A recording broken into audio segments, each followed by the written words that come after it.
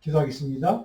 좋으신 하나님 감사합니다. 오늘 또 귀하고 복된 주님의 날에 하나님 예배하는 모든 성도들, 특별히 오늘 함께하지 못한 우리 브라이언 집사님 위해서 기도합니다. 아버지 하나님 어디 있든지 주님의 그 은혜의 손길로 잡아주시고 온전한 건강이 회복되어 날마다 아버지 세상 사는 가운데 강건하게 살아갈 수 있도록 하나님 주의 권능의 손으로 만져주시고 치유해 주시고 회복시켜 주옵소서. 오늘 이 시간 예배하는 모든 성도들의 마음속에 하나님의 큰 은혜를 삼아왔고 말씀을 통해 주시는 하나님의 진리의 말씀을 온전히 깨닫고 분별하고 그 말씀을 통해 주시는 하나님의 음성을 들을 수 있는 복된 은혜의 시간 되게 도와주옵소서. 감사하고 예수님을 기도합니다. 이 존 누턴이라는 분 여러분 아마 잘 아실 텐데요. 이 찬송가 어메이징 그레이스를 쓴 그 곡을 쓰신 작사하신 이제 성공의 신부님이시고 원래 이분은 여러분 잘 아시는 것처럼 노예의 선장으로 아프리카 노예들을 실어다가 팔고 그래서 돈을 번 그런 사람이었죠. 그러다가 이제 복음의 설교를 듣고 이분이 회심을 했고 그래서 이제 성공의 사제로 이제 수업금을 받고 이렇게 봉사했던 그런 인물이기도 합니다. 근데 우리가 잘 아는 이 찬양을 보면 자신의 명확한 죄를 깨닫고 온전히 회개하고 소명을 받아 목회자가 된 다음에 인생의 말년에 남긴 글입니다. 같이 한번 읽어볼까요? 나의 기억이 희미해지기는 하지만 두 가지 사실은 아주 분명하게 기억한다. 나는 큰 죄인이고 그리스도는 위대한 구세주시다. 하나님께 용서의 은혜를 체험한다. 기쁨과 감사와 감격의 마음으로 자신의 믿음을 담아서 어메이징 그레이스라는 찬송곡을 이렇게 지어서 이렇게 만들었던 자신에게 주신 하나님의 놀라운 구원의 은혜를 찬송한 그 가사 지금도 수백 년 지났지만 지금도 굉장히 모든 많은 크리스찬들에게 사랑받는 그런 찬송 고백이기도 합니다. 그는 자신의 과거의 죄를 철저하게 회개하고 돌이킨 다음에 하나님의 구원의 은혜를 복음을 선포하는 하나님의 사람으로 일하는 그런 인물이기도 합니다. 하나님의 복음, 진리의 말씀을 증거하는 복의 그릇, 복의 통로로 쓰임받았던 인물, 그런 인생으로 변화된 경험을 가진 사람. 근데 그에게 어떻게 이런 일이 가능했을까? 한마디로 하나님의 은혜, 하나님의 긍휼 때문이었을 것입니다. 그런데 그분만 그런 게 아니라 오늘 저와 여러분에게도 이 시대를 살아가는 모든 크리스찬들, 우리를 포함해서 경관 믿음의 터 위에서 이 뉴턴처럼 흔들림 없이 하나님의 은혜와 긍휼을 감사하면서 살아가기 위해서는 우리에게 어떤 성경적인 가치, 어떤 하나님의 경관 믿음의 터가 우리에게 필요할까? 오늘 말씀을 통해 몇 가지 좀 살펴보고 은혜를 같이 나누려고 합니다. 오늘 첫 번째 제가 설교노트에 적어놓은 내용을 보시면 하나님의 진리의 말씀을 온전히 의지하고 살아야 한다는 겁니다. 진리의 말씀을 온전히 의지하는 것. 자, 14절로 19절까지 보면 이런 내용이 기록되어 있습니다. 14절에 너는 그들로 말다툼을 하지 말라. 유익이 하나도 없고 도리어 듣는 자들을 망하게 한다. 여기에 말다툼이라는 단어가 있습니다. 말다툼. 논쟁하는 거죠. 그러니까 싸우는 겁니다. 쉽게 말하면 분쟁하는 겁니다. 다툼이 있는 거죠. 교회 안에서. 그러니까 성도들 사이에 다툼이 있고 갈등이 있고 분쟁이 있어서 이런 문제를 이제 바울사도가 지적을 한 것 같습니다. 그것은 유익이 하나도 없고 듣는 자들을 전체를 다 망하게 하는 것이다. 그래서 그것을 떠나라. 이런 얘기입니다. 자, 진리가 아닌 것, 헛된 말이나 헛된, 거짓된 진리를 갖고 논쟁을 하지 말라는 말씀이기도 합니다. 듣는 자들로 함께 다 멸망하는 길이기 때문에 그런 논쟁은 무익한 것이다 라고 얘기합니다. 그러니까 되게 우리 성도들의 믿음의 삶이란 하나님의 진리가 아닌 거짓 진리, 가짜 진리 그런 것들과는 완전히 단절하고 결코 그런 것들에 관심을 갖지 말라는 게 바울사도의 가르침, 권면의 말씀입니다. 우리 인생을 망하고 무너지게 만드는 그런 일들을 하지 않기를 바라는 바울사도의 간절한 권면의 말씀이기도 합니다. 자, 그렇다면 반대로 우리가 누군가에게 우리 형제와 자매에게 유익을 주고 그들을 돕는 영적인 삶을 살아가기 위해서 우리는 무엇에 관심을 갖고 또 어떻게 살아가야 하는가. 이것을 15절에 보면 바울은 이렇게 말씀합니다. 너는 진리의 말씀을 옳게 분별하며 부끄러울 것이 없는 일꾼으로 인정된 자로 자신을 하나님 앞에 드리기를 힘쓰라.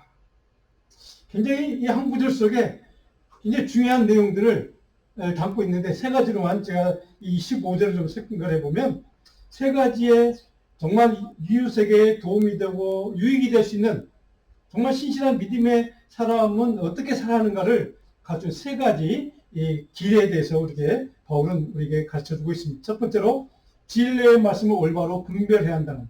진리의 말씀을 올바로 분별하는 것이 참 중요하다는 겁니다. 그러니까 진리를 분별할 줄 아는 믿음의 눈이 있어야 된다는 것이죠. 그러니까 하나님의 진리의 말씀을 정확히 해석하고 합당한 믿음의 태도로 그 말씀을 따르라는 겁니다. 그 말씀을 정확하게 분별의 영을 갖고 그 말씀을 순종하고 따르는 그런 믿음의 태도가 필요하다. 이렇게 우리에게 말씀합니다. 두 번째로는 15절에 부끄러움이 없는 주님의 일꾼, 복음의 증인으로 인정받는 삶을 살아야 한다. 이것이 신실한 하나님의 사람이 살아가야 하는 길이라는 겁니다. 세 번째로는 15절에 자신을 하나님 앞에 온전히 헌신하고 드리는 삶을 살아야 한다. 이것이 이제 이 15절 속에 들어있는 세 가지 길, 바울이 제시해주는 세 가지 길입니다. 자, 하나님의 사람에게 필요한 시험이나 믿음의 검증을 통과해서 하나님 인정하시는 삶을 사는 것이 바로 올바른 하나님의 사람이 가야 될 믿음의 길이다, 삶의 길이다. 이런 얘기를 이제 바울 사도가 다시 한번 강조해주는 말씀이기도 합니다. 자, 진리를 올바르게 분별하는 능력을 키우고 그리고 항상 하나님의 일꾼다운 열정을 다해서 견고한 믿음으로 사는 것. 이것이 참된 하나님의 사람이 가야 될 삶의 믿음의 길이라는 겁니다. 자, 그렇다면 이런 삶을 우리가 끝까지 경주하기 위해서는 영적으로 우리가 무엇을 경계하고 살아야 그런 삶의 길을 끝까지 갈 수 있을까? 오늘 16절에 보니까 바울은 이렇게 가르쳐줍니다. 망령되고 헛된 말을 버리자. 그들은 경건하지 아니함에 가까이 가는 것이다.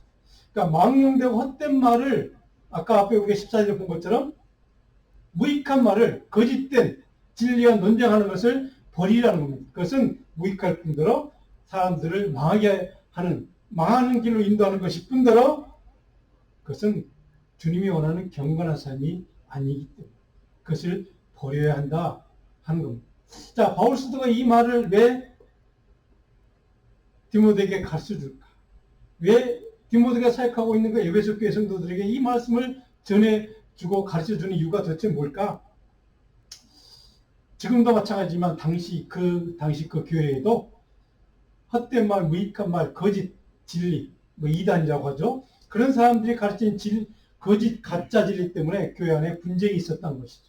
논란이 있었고 싸움이 있었고 그 때문에 갈등이 있었고. 자, 그런데 바울 사도는 그런 상황에 대해서 참된 크리스찬들은 그 문제를 어떻게 해결할 것인가? 바로 그것을 버리는 것, 떠나는 것. 무익하기 때문에 그것은 논쟁할 가치가 없다는 겁니다.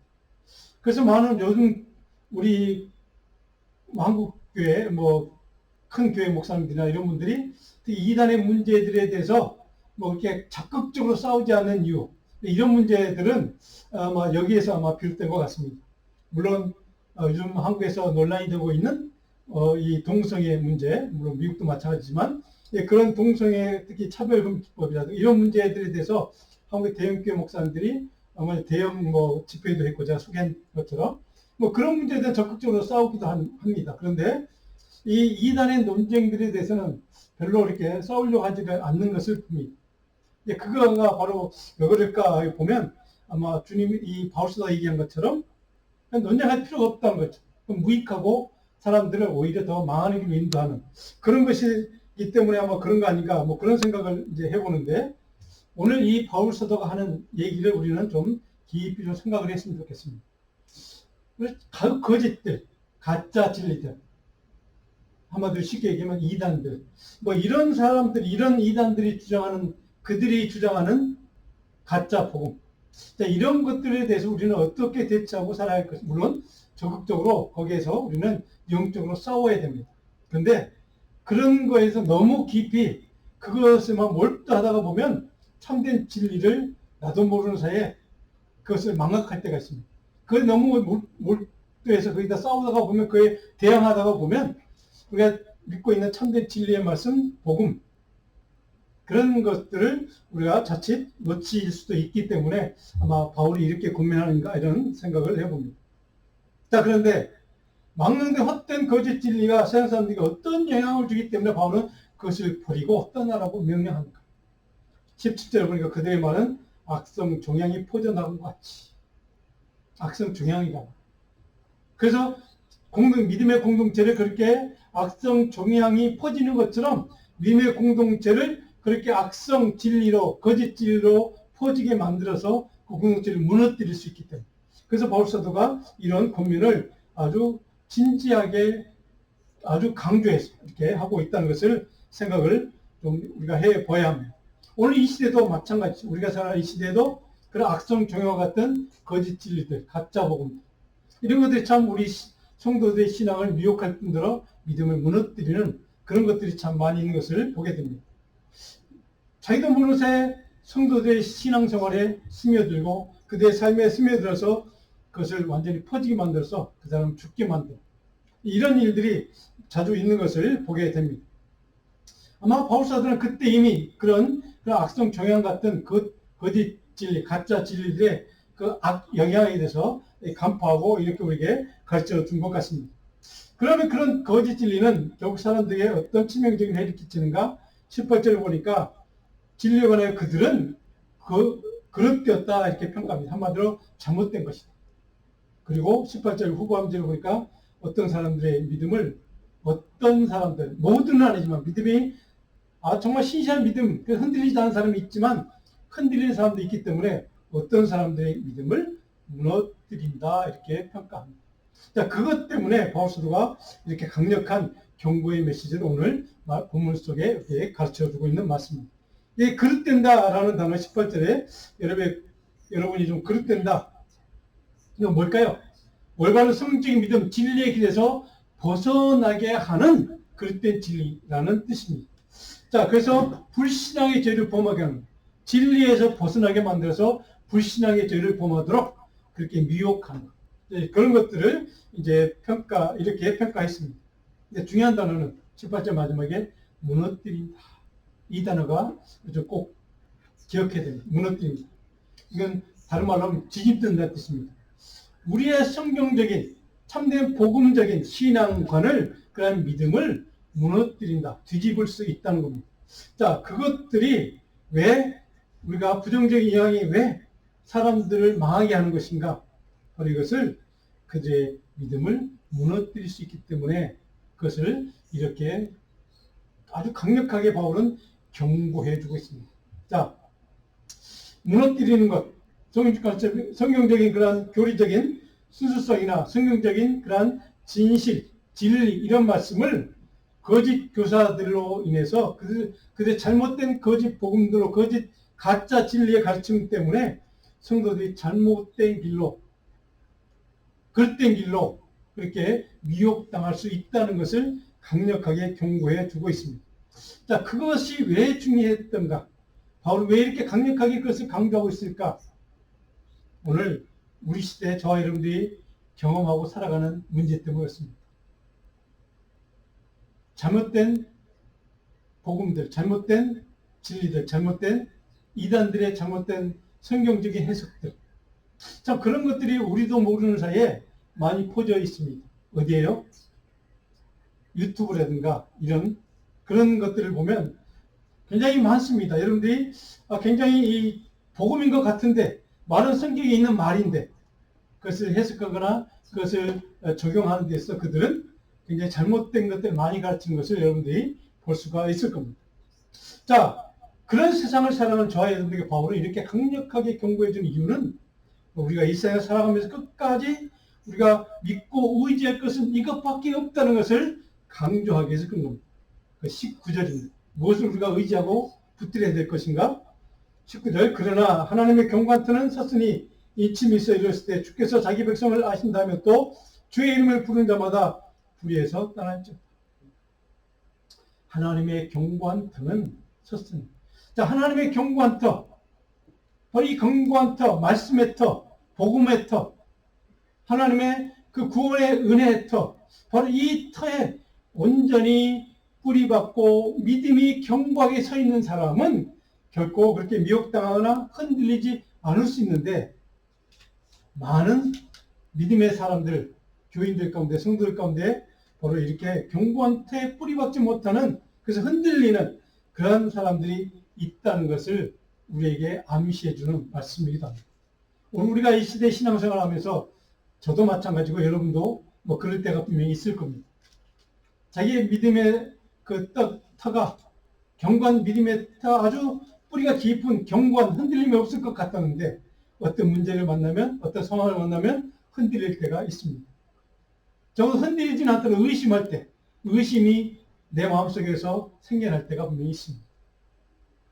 우리 신앙생활을 해나가는 우리 크리스찬들에게 있어서 그런 순간을 만나면 먼저 자기 스스로가 당황합니다. 아, 내가 내 믿음이 왜 여기에서 이런 문제 때문에 내가 흔들릴까? 왜 이런 의심이 생길까? 내가 그 정도 믿음을 가진 사람이었나? 라고 생각할 그런 순간도 찾아옵니다. 자, 그런 순간에 바울서도 오늘 이 말씀을 통해 우리에게 다시 한번 견고한 터를 다시 한번 붙들기를 원하는 메시지입니다. 19절에 보니까 주의 이름을 부른 자마다 불주에서 떠나야 한다고 합니다. 주님을 믿는 사람, 견고한 터에 뿌리를, 믿음의 뿌리를 두는 사람, 견고한 터인 하나님의 말씀, 진리의 말씀, 그리스도의 복음의 뿌리를 두고 그 믿음으로 살아가는 사람은 바로 그 어떤 것인지, 불이 가짜, 진리가 아닌 가짜 진리, 그런 것들에서 완전히 떠나야 한다. 그것과 완전히 단절해야 한다. 바울 사도가 왜 이런 말씀을 우리에게 강조했는가? 바로 견고한 터가, 믿음의 터가 흔들릴 수 있는 상황이 찾아오기 때문입니다. 저와 여러분들이 아무리 목회자인 저라도 아마 그렇게 믿음으로 웬만하면 흔들리지는 않을 수는 있지만 흔들릴 수도 있습니다. 어디에서 그것이 증거가 되는가, 증명되는가? 많은 목회자들이 바로 그 흔들림의 증거가 무엇인가? 목회자들이 타락할 때. 많은 목회자들의 타락, 많은 교회 지도자들의 영적 리더들의 타락, 잘못된 길로 가는 그런 일들이 왜 일어날까?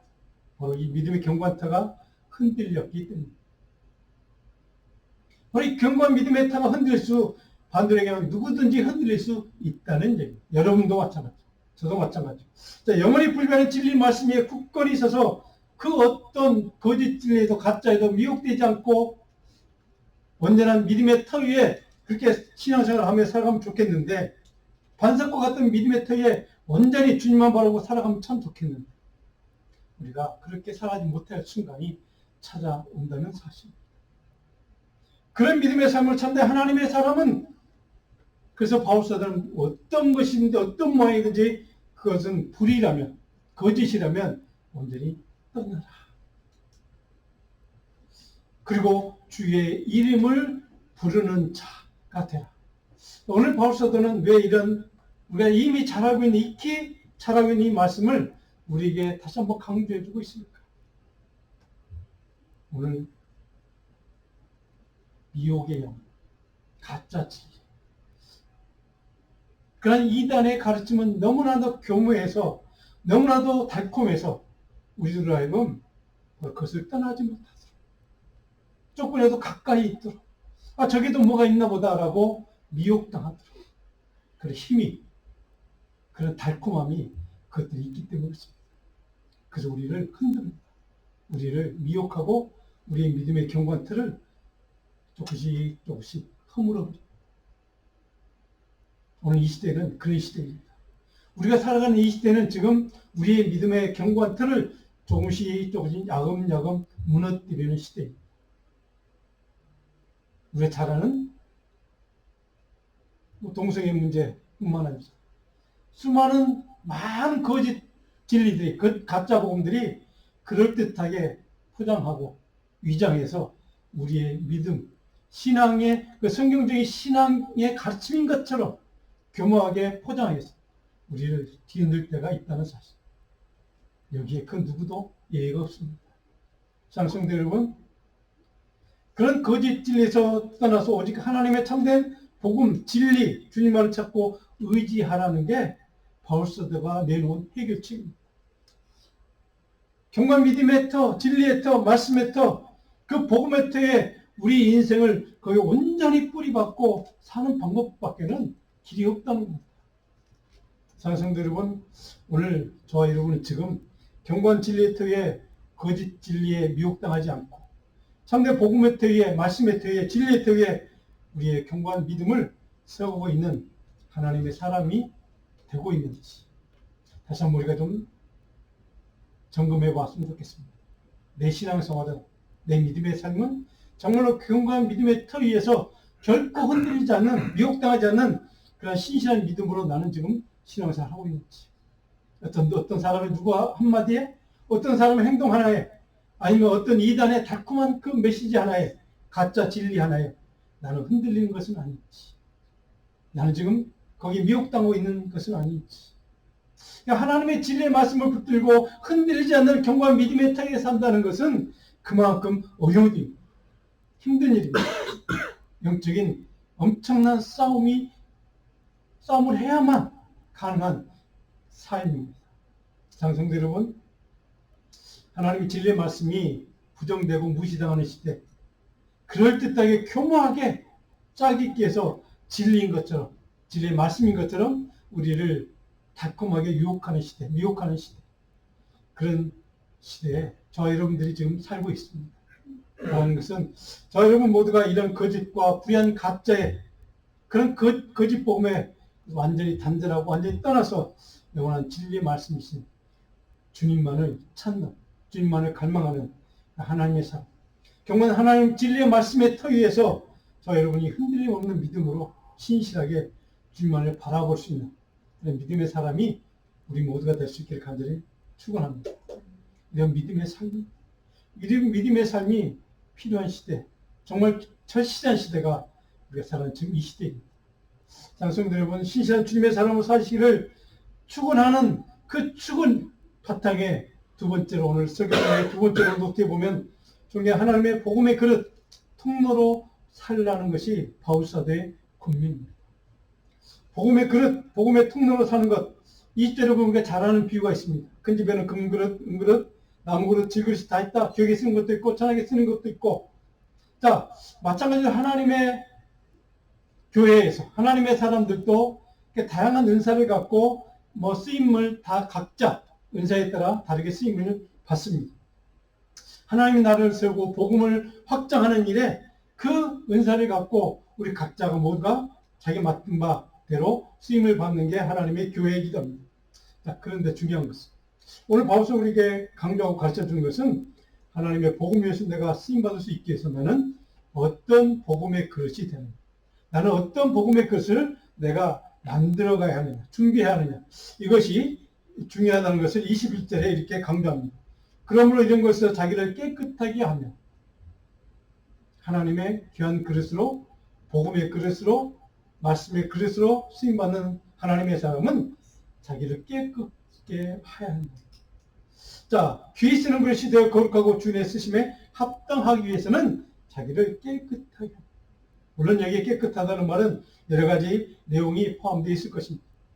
물론 영적인 순결성, 정결성, 하나님 앞에 오직 믿음의 터 위에서 흔들리지 않고 오직 주님만을 바라보고 갈망하는, 주님의 은혜만을 구하고 주님만을 의지하는 그 믿음을 가진 영적인 순결성, 이런 것들을 의미할 것입니다. 자, 그런데 그것이 왜 중요한가? 하나님의 뜻에 합당하게 하나님의 의에서 하나님의 복음의 그릇으로, 하나님 나라를 위한 그릇으로 쓰임받을 수 있기 위해서는 그런 깨끗한 영적인 순결성이 우리에게 있어야 한다는 말씀입니다. 자, 이런 영적인 순결성이 왜 중요한가? 바로 거짓 복음, 가짜 진리, 거기에 넘어가지 않겠어요. 영적으로 순결해야 미혹당하지 않고, 그래야만 하나님의 뜻에 합당한 그릇으로가 쓰임받을 수 있는 그런 인생을, 복된 인생을 살 수 있기 때문에 우리가 영적으로 나 자신을 깨끗한 그릇으로 만들어야 한다는 겁니다. 오늘 저는 이 말씀을 읽고 준비하면서 이 말씀 본문을 여러 번 읽으면서 제 마음속에 큰 부담이 되었습니다. 왜요? 나는 정말 영적으로 나 자신을 깨끗한 주님의 그릇으로, 말씀의 그릇으로 나를 만들어가고 있는가? 이 질문 앞에서는 답하기가 참 어려웠습니다. 나는 정말로 주님 보시기에 깨끗한 영적인 그릇으로, 말씀을 선포하는 말씀의 그릇으로, 주님의 은혜를 증거하고 전달하는 은혜의 그릇으로 나 자신을 이렇게 갖고 가고 있는가? 오늘 이 말씀 앞에 우리 저와 여러분 모두가 깊이 좀 생각해 봤으면 좋겠습니다. 하나님, 내 삶의 자리에 내가 정말 깊은 하나님의 사람으로, 믿음의 사람으로, 복음의 통로로 내가 사용당하기를, 주님의 그릇으로 쓰임받기를 원하는데, 내가 정말로 주님의 그릇답게 사용받을 수 있을 만큼 나는 내 자신을 영적으로 깨끗한 영성으로 주님 앞에 나를 만들어가고 있는가? 바로 그 삶, 그러한 깨끗한 영적인 삶을 살 수 있게 해서 내 스스로 우리 힘으로, 내 능력으로, 내 지혜로 그런 깨끗한 그릇으로 만들려고 바울은 얘기하지 않습니다. 그것이 가능한 힘. 오늘 세 번째로 하나님의 온유함과 긍휼의 마음. 하나님의 긍휼이 우리 안에 있으면 그것이 가능하다는 겁니다. 22절에 보니까 주를 깨끗한 마음으로 부르는 자들과 함께 의와 믿음과 사랑과 화평을 따르라. 주님의 마음으로, 주님의 긍휼의 마음으로, 십자가의 긍휼의 마음으로 우리를 채워주시는 하나님의 능력과 은혜가 우리를 깨끗한 하나님의 그릇으로, 말씀의 그릇, 복음의 그릇으로 사용될 수 있는 그릇으로 그렇게 빚어갈 수 있고 만들어갈 수 있는 그 능력이 하나님이 주시는 능력이라는 겁니다. 그래서 그 능력은 우리에게 있지 않다는 겁니다. 하나님이 그 은혜와 능력과 긍휼의 힘을 우리에게 주신다는 겁니다. 장성도 여러분, 거룩하고 정결한 마음과 믿음을 담는 그릇이 되기 위해서는 하나님의 긍휼의 은혜와 능력이 우리 가운데 충만하게 채워주기를 위해서 주님께 그 은혜를 달라고, 능력을 달라고 우리는 날마다 하나님께 엎드려 기도해야만 합니다. 하나님의 그 긍휼의 크신 그 능력과 그 권능을 우리에게 부어주실 때 내가 하나님의 쓰실 만한 정말 영적인 깨끗한 그릇이 될 수 있을 거라고, 그런 깨끗한 그릇으로 나를 변화시키도록 하나님의 성령의 능력으로, 긍휼의 은혜로 나를 채워달라고 하나님께 기도하는 저와 여러분들에게 간절히 축복합니다. 오늘 이 말씀 앞에 24절에 보니까 마땅히 다투지 않냐고 모든 사람에 대하여 온유하며, 온유하라는, 누구를 탓하기 전에, 누구를 욕하기 전에 내가 온유해서 하나님 마땅히 다투지 않고, 그래서 언쟁하지 않고 그것을 떠나서 온유한 마음과 긍휼의 마음으로 그렇게 누군가 주변의 사람들, 이 세상 사람들을 그렇게 대할 수 있는 믿음의 사람, 긍휼의 사람이 되면 하나님이 쓰실 만한 깨끗한 그릇, 말씀의 그릇, 복음의 그릇이 될 수 있다는 겁니다. 그래서 25절에 보니까 바울은 이렇게 고민합니다. 거역하는 자를 온유함으로 훈계할지니 하나님이 그들에게 회개함을 주사 진리를 알게 하실까? 왜 긍휼의 마음으로, 온유함으로 우리 이웃 사람들 대해야 되는가?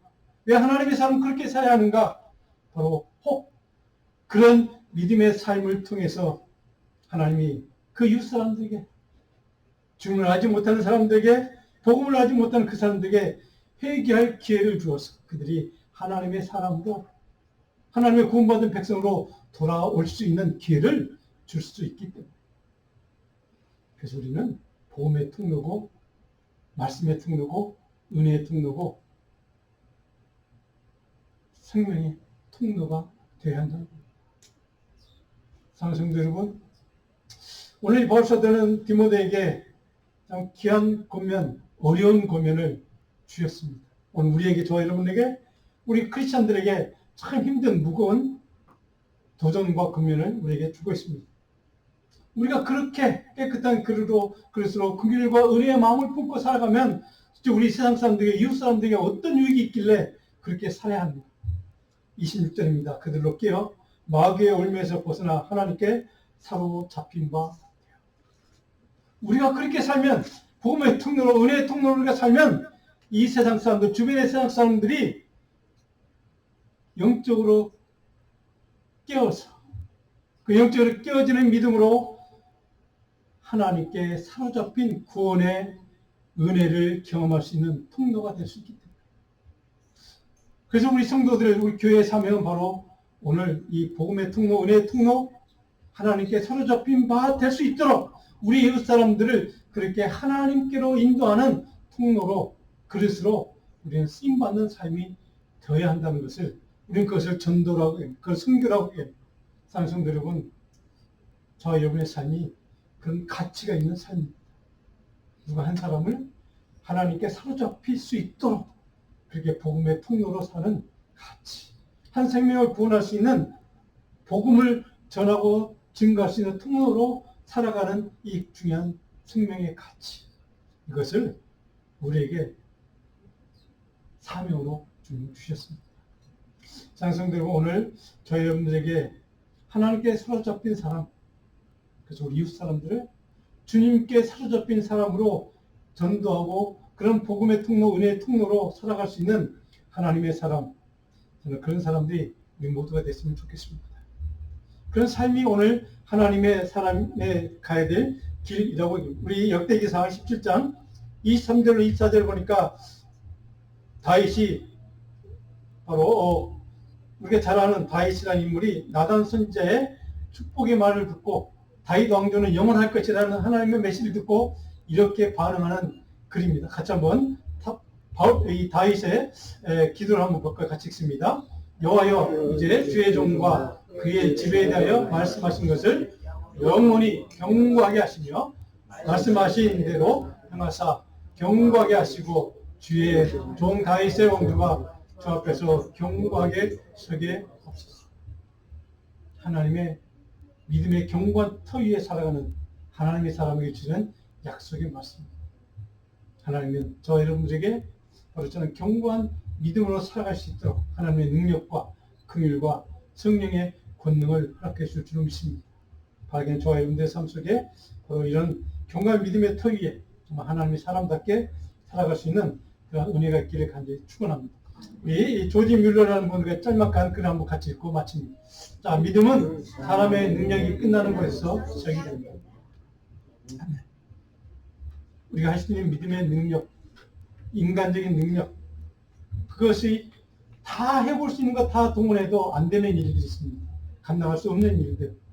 그래서 조지 뮬러는 사람의 능력이 끝나는 그 시간, 그 자리, 그 지경이 믿음이 시작되는 자리다. 하나님의 능력과 은혜와 권능이 시작되는 자리다.